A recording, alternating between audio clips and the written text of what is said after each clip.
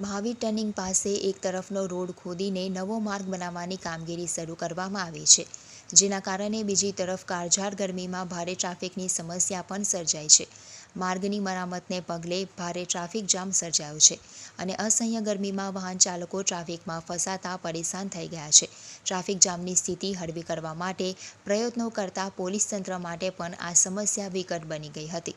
અંકલેશ્વર જૂના national highway number 8 ઉપર મહાવીર ટર્નિંગથી ઉમા ભવન ફાટક સુધી એક તરફનો માર્ગ રાતોરાત ખોદી નાખવામાં આવ્યો છે અને બીજી તરફના સાંકડા માર્ગ પરથી બંને બાજુના વાહન વ્યવહાર ચાલી રહ્યો છે.